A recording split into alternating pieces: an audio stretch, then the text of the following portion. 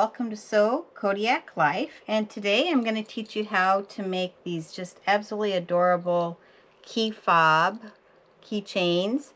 And what's nice is they go around the wrist.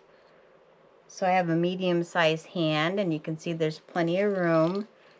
You could, on a few of them I made them a little bit longer for a man, so you can adjust that size a little bit.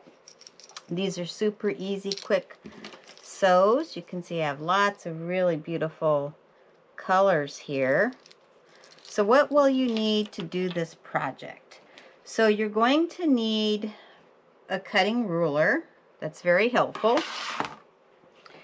You're going to need some pretty stiff interfacing. You could use something like a Pellon 101, but I'm using this Decobond by Pellon. It's the 809. As long as the interfacing is reasonably sturdy, it doesn't need to be so much thick, but a really sturdy interfacing. You're going to need some material. So this is just your regular 43-inch material here.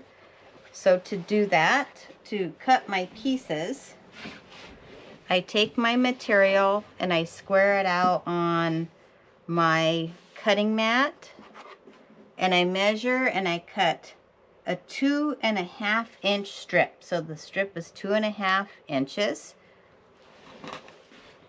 And then on my Pellon Decobond interfacing, I do the same method. I take it out, kind of going a little fast here. And I'm going to cut 1.5 inch wide strip. So the fabric is cut at a 2.5 inch strip. The interfacing is cut at a 1.5 inch strip. So when you cut your material, you're going to end up, I fold it, and you end up getting 4 pieces of material. So this is a 2.5 inch wide. And then I cut it into 4s, and I get 4 pieces of material. Now, depending on the material you use, because sometimes they're 43, once in a while you'll get a 46 inch wide, but they end up being almost 11 inches. So this piece right here is measuring 10 3/4 inch long, and it is 2.5 wide. So the first step is to take your 1.5 inch wide interfacing, and this is iron-on fusible interfacing, and I iron it on in the center of my strip. Then I have one of these really neat gauges that it's a ruler, and it's a ruler that's designed to be ironed on. On both sides, I iron at a 1/4 inch. So I iron this side down at a 1/4 inch with my ruler. And make sure you're using a ruler that you can iron with. And this is at a 1/4 inch.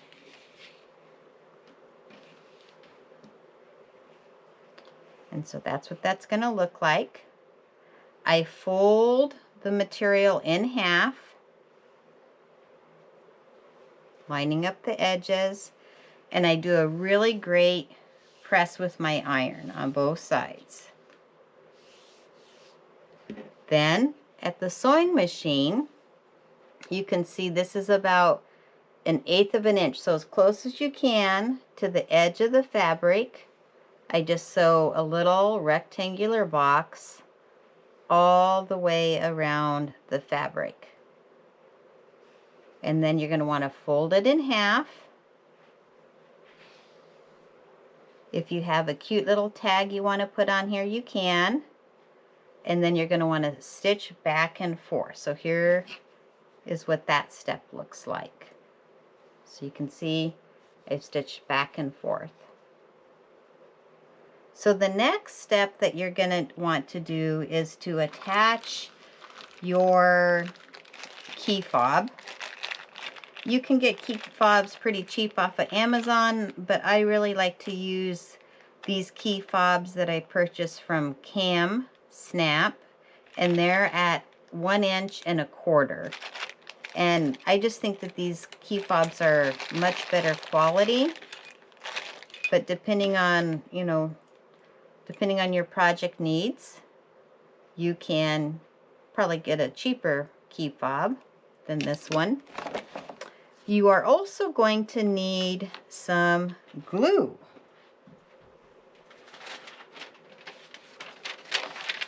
So I use this quick dry fabric fusion glue.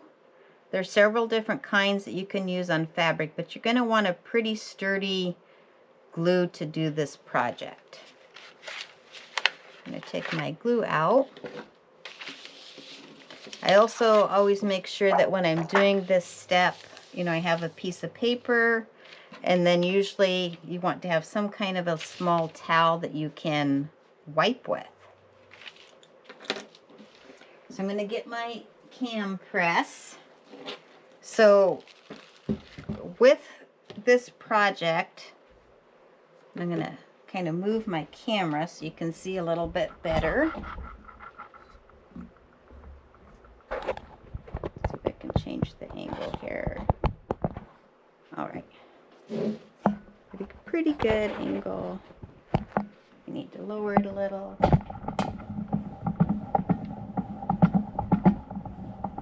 Okay, so I think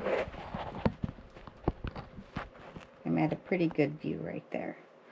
So you can get the little hand presses to put on key fobs from Amazon. They're really cheap. And this one is, you know, the nice cam snap. So what I initially do is I take my key fob. I'm going to shine a little bit more light this direction. There we go. So, and I like to do a small initial press so it's not open so wide. Then I take my glue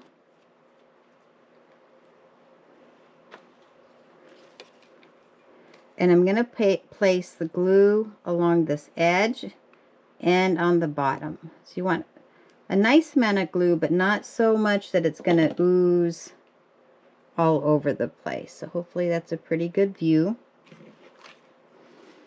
I take my strap and I place it inside and I center it. So then at my press, I'm not going to press all the way down yet. I'm just going to give it a small press and start to close the teeth. And